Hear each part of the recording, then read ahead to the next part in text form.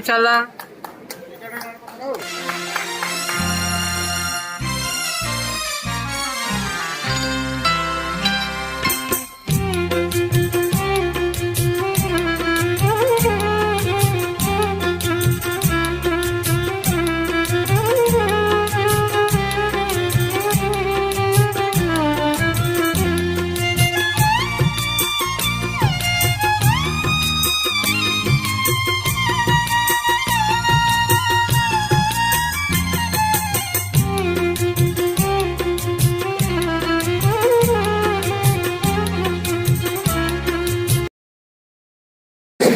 ಅಂಗೀಕರಿಸಿ ಶಾಸನವಾಗಿ ಇರಿಸಿಕೊಂಡಿದ್ದೇವೆ. ಜೈ ಭೀಮ್. ಬಂಧುಗಳೇ, ಈ ಕಾರ್ಯಕ್ರಮವನ್ನ ಉದ್ದೇಶಿಸಿ ನಾನು ಆಗಲೇ ಹೇಳಿದಾಗೆ ಇಲ್ಲಿ ವಿಚಾರಕ್ಕೆ ಹೆಚ್ಚು ಆದ್ಯತೆಯನ್ನು ಕೊಡುವಂತ ಒಂದು ವೇದಿಕೆಯಾಗಿರ್ತದೆ. ದಯಮಾಡಿ ಈ ಒಂದು ಸಂದರ್ಭದಲ್ಲಿ ಸಮಾಜ ಕಲ್ಯಾಣ ಇಲಾಖೆಯಲ್ಲಿ ಸಹಾಯಕ ನಿರ್ದೇಶಕರಾಗಿ ನಮ್ಮ ಸಮುದಾಯದ ಬಗ್ಗೆ ಹೆಚ್ಚು ಕಾಳಜಿಯನ್ನ ಇಟ್ಟುಕೊಂಡಿರುವಂತಹ ನಮ್ಮದೇ ಸಮುದಾಯದ ಸಿದ್ಧ ಮಾಡ್ಕೋಬೇಕು ಅಂದ್ರೆ ಸ್ವಲ್ಪ ನಮ್ಮ ಮನಸ್ಸಲ್ಲಿರ್ತಕ್ಕಂಥ ನಾನು ಅನ್ನೋದನ್ನ ತೆಗೆದು ಸ್ವತಂತ್ರವಾಗಿ ಯೋಚನೆ ಮಾಡೋಕೆ ಪ್ರಾರಂಭ ಮಾಡಬೇಕು. ಆಗ ಮಾತ್ರ ಇದು ನಮಗೆ ಸರಿಯಾಗಿ ಅರ್ಥ ಆಗುತ್ತೆ. ಆತರ ಇದೀವಿ ಅಂತ ನಾನು ಭಾವಿಸ್ತೇನೆ. ಇವಾಗ 1927ನೇ ವರ್ಷದಲ್ಲಿ ಡಾಕ್ಟರ್ ಬಾಬಾ ಸಾಹೇಬ್ ಅಂಬೇಡ್ಕರ್ ಅವರು ಲಂಡನ್ ನಲ್ಲಿ ಅಧ್ಯಯನ ಮಾಡುವಾಗ ಒಂದು ಪುಸ್ತಕವನ್ನ ಓದಿ, ಬ್ರಿಟಿಷರು ಬರೆದಿರ್ತಕ್ಕಂಥ ಪುಸ್ತಕವನ್ನ ಓದ್ತಾ ಇರುವಾಗ ಒಂದು ಘಟನೆ ಥಟ್ ಅಂತ ಅಲ್ಲಿ ಬರುತ್ತೆ. ಓದ್ತಾರೆ, ಹೃದಯ ಗಂಭೀರ ಆಗುತ್ತೆ, ಕಣ್ಣಲ್ಲಿ ನೀರು ಬರುತ್ತೆ, ಆಕ್ರೋಶ ಬರುತ್ತೆ. ಓಡೋಡಿ ದೇಶಕ್ಕೆ ಬರ್ತಾರೆ, ಭಾರತಕ್ಕೆ. ಏನೇನೋ ಹುಡುಕಾಡ್ತಿರ್ತಾರೆ, ಎಲ್ಲೂ ಸಿಗ್ತಾ ಇಲ್ಲ. ಅದ್ ನೋಡಿದ್ರೆ ಎಲ್ಲೈತೆ, ಎಲ್ಲ ಕಡೆ ಬೇಲಿ ಎಲ್ಲ ಬೆಳೆದಿದೆ. ಅವ್ರಿಗೆ ಆಶ್ಚರ್ಯ ಆಗುತ್ತೆ, ಇಂಥದೊಂದು ಸ್ಥಳವನ್ನು ಇಷ್ಟೊಂದು ಅಸಹ್ಯಕರವಾಗಿ ನಮ್ಮ ದೇಶದಲ್ಲಿ ನಿರ್ವಹಣೆ ಮಾಡಿದ್ದಾರೆ ಅಂತ ಬೇಜಾರಾಗಿ ತಾವೇ ಸ್ವತಃ ನಿಂತು ಆ ಜಾಗವನ್ನು ಸ್ವಚ್ಛಗೊಳಿಸಿ ಪ್ರತಿ ವರ್ಷ ಅವರು ಯಾವುದೇ ದೇಶದಲ್ಲಿದ್ರೂ ಕೂಡ ಈ ದೇಶಕ್ಕೆ ಬಂದು, ಯಾವತ್ತು 1ನೇ ತಾರೀಕು ಜನವರಿ ಅಂದು ಎಲ್ಲೇ ಇದ್ರೂ ಕೂಡ ಈ ದೇಶಕ್ಕೆ ಬಂದು ಅಲ್ಲಿ ಗೌರವವನ್ನು ಸಲ್ಲಿಸಿ ಒಂದಷ್ಟು ಕೂತ್ಕೊಂಡು ಅನ್ಯಾಯಗಳ ಜೊತೆ ಸಮಯ ಕೊಂಡು ಹೋಗ್ತಾರೆ. ಯಾವುದು ಅದು ಜಾಗ? ಅದ್ಯಾಕೆ ಅವರು ಅಂಬೇಡ್ಕರ್ ಅವರು ಲಂಡನ್ ಲೈಬ್ರರಿಯಿಂದ ಈ ಓಡೋಡಿಬಹುದು ಅಂತ ನಮ್ಗೆ ಆಶ್ಚರ್ಯ ಆಗುತ್ತೆ. ಅದೇನಿದೆ ಅಂತಹ ವಿಶೇಷವಾದ ಮಹತ್ವ ಆ ವಿಷಯದಲ್ಲಿ ಘಟನೆಯಲ್ಲಿ ಅಂತ ನೋಡಿದ್ರೆ ಅಂಬೇಡ್ಕರ್ ಅವರಿಗೆ ಪರಿಚಯ ಆಗುತ್ತೆ. ಅದಾಗಲೇ ಭಾರತದ ಇತಿಹಾಸ ನಿಮಗೆ ಗೊತ್ತಿರುತ್ತಾರೆ. ಅಂಬೇಡ್ಕರ್ ಅವರು ಹೇಳೋದು, ಭಾರತದ ಬಹುಭಾಗವನ್ನಾಡಿದ ಭವ್ಯ ನಾಗರಿಕರಿಗೆ ಸೇರಿದವರು. ನಿಮ್ಗೆ ಅರ್ಥ ಆಗ್ತಾ ಇದೆಯಾ? ಭಾರತದ ಬಹುತೇಕ ಭಾಗವನ್ನು ಆಡಿದಂತ ಭವ್ಯ ನಾಗ ಜನಾಂಗಕ್ಕೆ ಸೇರಿದವರು ನಾವು. ಅಂದ್ರೆ ನಾವು ಯಾರಿಗೂ ಶೋಷಣೆ ಮಾಡಿಲ್ಲ, ನಾವು ಯಾರಿಗೂ ಅನ್ಯಾಯ ಮಾಡಿಲ್ಲ, ನಾವು ಉತ್ತಮವಾದಂತ ಪ್ರಪಂಚದಲ್ಲಿ ಅತ್ಯುತ್ತಮವಾದಂತ ನಾಗರಿಕತೆಯನ್ನ ಕಟ್ಟಿ ಬೆಳೆಸಿದಂತ ವಂಶಸ್ಥರು ನಾವು ಅಂತ ಅಂಬೇಡ್ಕರ್ ಅವರು ಹೇಳ್ತಾರೆ.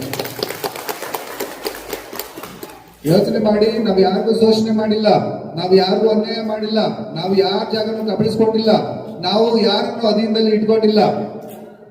ನಾವು ಸ್ವತಂತ್ರವಾಗಿ ಪ್ರಪಂಚವನ್ನೇ ಮೆಚ್ಚುವಂತಹ ಅತ್ಯುತ್ತಮವಾದಂತ ನಾಗರಿಕತೆಯನ್ನ ಕಟ್ಟಿ ಬೆಳೆಸಿದಂತ ವಂಶಕ್ಕೆ ಸೇರಿದವರು ನಾವು ಅಂತ ಹೇಳ್ತಾರೆ. ಯಾವುದು ಆ ನಾಗರಿಕತೆ? ಅದೇ ಸಿಂಧೂ ಬಯಲಿನ ನಾಗರಿಕತೆ. ಅತ್ಯುತ್ತಮವಾದಂತ ನಗರಗಳ ನಿರ್ಮಾಣವನ್ನ ನಾವು ಅಂದೇ ಮಾಡಿದ್ವಿ. ಅಂತ ವಂಶಸ್ಥರು ನಾವು ಅಂತ ನಾವು ಹೆಮ್ಮೆ ಪಡುವಂತ ವಿಚಾರಗಳನ್ನ ಸಂಶೋಧನೆಯ ಮೂಲಕ ಹೆಕ್ಕಿ ತೆಗೆದುಕೊಟ್ಟವರು ಯಾರು? ಡಾಕ್ಟರ್ ಬಾಬಾ ಸಾಹೇಬ್ ಅಂಬೇಡ್ಕರ್ ಅವರು. ಈ ವೇದಿಕೆ ಮೂಲಕ ಒಂದು ಕೃತಜ್ಞತೆಯನ್ನು ನಾವು ಸಲ್ಲಿಸಬೇಕು. ಏನ್ ನಡೀತಾ ಇದೆಯೋ ಅದನ್ನು ಸವಿಸ್ತಾರವಾಗಿ ನಮ್ಮ ಸಿದ್ದರಾಜ್ ಅವರು ತಮ್ಮ ಮುಂದೆ ಇಟ್ಟಿದ್ದಾರೆ. ಅಂದ್ರೆ ನಾನು ಅವರ ಸಿಂಧೂ ನಾಗರಿಕತೆಯಿಂದ ಹಿಡಿದು ಫುಲ್ ಅಪ್ಡೇಟ್ ಎಲ್ಲರೂ ಮಾಹಿತಿಯನ್ನ ಕೊಟ್ಟಿದ್ದಾರೆ. ಬಂಧುಗಳೇ, ಇವತ್ತು ನಾವು ಏನಿಲ್ಲೆಲ್ಲ ಸೇರಿದ್ದೀರೋ, ಇಲ್ಲೆಲ್ಲ ನಾವು ವೇದಿಕೆಯನ್ನ ಅಲಂಕರಿಸಿದಿರೋ, ಇದು ಕಾರಣಕರ್ತರು ಡಾಕ್ಟರ್ BR ಅಂಬೇಡ್ಕರ್ ಅವರು. ನಾವು ಮತ್ತೊಮ್ಮೆ ಅವರ ಮೌಲ್ಯಗಳನ್ನ ಆದರ್ಶಗಳನ್ನ ನೆನೆಸ್ಕೊಬೇಕಾಗುತ್ತೆ. ಅವರ ಆದರ್ಶಗಳು ಮೌಲ್ಯಗಳ ಮುಖಾಂತರ ನಾವು ನಡಿಬೇಕಾಗುತ್ತೆ. ಯಾಕೆ ಇವತ್ತು ಅನೇಕ ಸಂಘಟನೆಗಳು ನಮ್ಮೆಲ್ಲ ಬಾಂಧವರು ಸೇರ್ಕೊಂಡು ಇವತ್ತು ಕೊರೆಗಾಂ ವಿಜಯೋತ್ಸವ ಹೊಸಕೋಟೆಯಲ್ಲೇ ಅಲ್ಲ ಎಲ್ಲ ಕಡೆನೂ ಆಚರಿಸ್ತಾ ಇದ್ದೀವಿ. ಕಾರಣ ಏನಿಷ್ಟೇ, ಅವಾಗ ಇದ್ದಿರ್ತಕ್ಕಂಥದ್ದು ಅಂದ್ರೆ ಪ್ರಾಚೀನ ಇತಿಹಾಸ ನಿಮ್ಗೆಲ್ಲ ಗೊತ್ತೇ ಇದೆ. ಅಸಮಾನತೆ ಆಗಿರ್ಬೋದು, ಶೋಷಣೆ ಆಗಿರ್ಬೋದು, ಅದೆಲ್ಲ ನಿಮ್ಗೆ ಗೊತ್ತೇ ಇದೆ. ಅದನ್ನ ಮತ್ತೊಮ್ಮೆ ನಾನು ಹೇಳಕ್ ಇಷ್ಟಪಡಲ್ಲ. ಯಾಕೆ ಅಂತಂದ್ರೆ ಅದೇ ಒಂದು ಕೊರೆಗಾಂ ಏನು ಮಹಾರಾಷ್ಟ್ರದ ಪೂನಾದಲ್ಲಿ ಏನಾದ ಘಟನೆಗಳು ನಡೆತ್ತೋ ಆ ಘಟನೆಗಳಿಗೆ ಮುಖ್ಯ ಕಾರಣ ಅಸಮಾನತೆ ಅಂತಕ್ಕಂಥದ್ದು, ಶೋಷಣೆ ಅಂತಕ್ಕಂಥದ್ದು.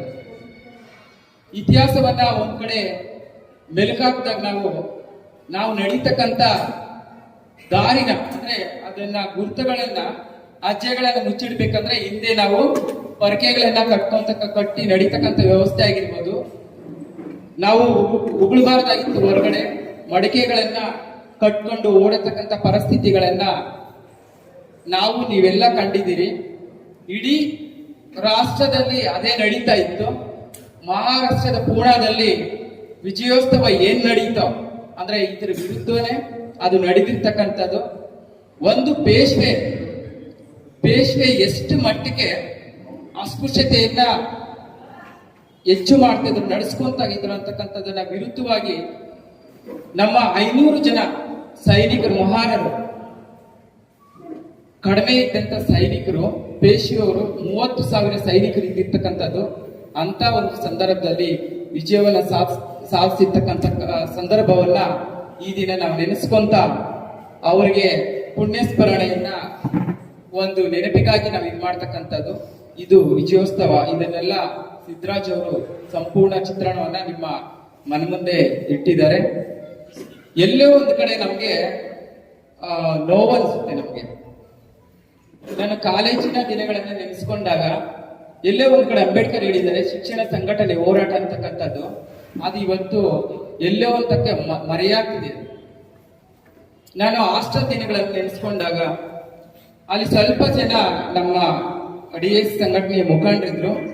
ಎಲ್ಲೇ ಒಂದ್ ಕಡೆ ಸೈನ್ಯ ಬರ್ತಿದೆ, ಯಾರೋ ಒಬ್ಬ ಅರಸನ ಜೈ ಅಂದ ತಕ್ಷಣ ಎಲ್ಲ ಬಂದ್ಬಿಟ್ಟು ಅದ್ರ ವಿರುದ್ಧ ಓಡಾಡ್ತಿದ್ರಲ್ಲ, ಆ ತರ ವಾಸ್ತವಾಂಶ ಇತ್ತು ಅವಾಗ. ಯಾವುದೇ ರೀತಿಯಾಗಿ ಶೋಷಣೆ ನಡೆದಿದೆ, ಅಸಮಾನತೆ ನಡೆದಿದೆ ಎಲ್ಲೇ ಒಂದು ಹಳ್ಳಿನಲ್ಲಿ ಅಂತಂದ್ರೆ ಅಷ್ಟು ಸಂಘಟನೆಗಳು ಒಂದುಗೂಡ್ತಾ ಇದ್ರು. ಅದನ್ನ ಒಂದು ಶಮನ ಮಾಡ್ತಕ್ಕಂಥದ್ದು, ಆತರ ಅವ್ರ ವಿರುದ್ಧ ದನಿ ಎತ್ತಕ್ಕಂಥ ಒಂದು ಇತಿಹಾಸ ನಾನು ನಿಜವಾಗ್ಲೂ ಅವಾಗ ನೆನೆಸ್ಕೊಂತೀನಿ. ತುಂಬಾ ಬೇಜಾರ ಅನ್ಸುತ್ತೆ. ಯಾಕೆ ಈ ವಿಚಾರ ಹೇಳ್ತಿದ್ದೀನಿ ಅಂತಂದ್ರೆ, ನಮ್ಮ ಸಂಘಟನೆಗಳಲ್ಲೇ ಒಡಕಿದೆ.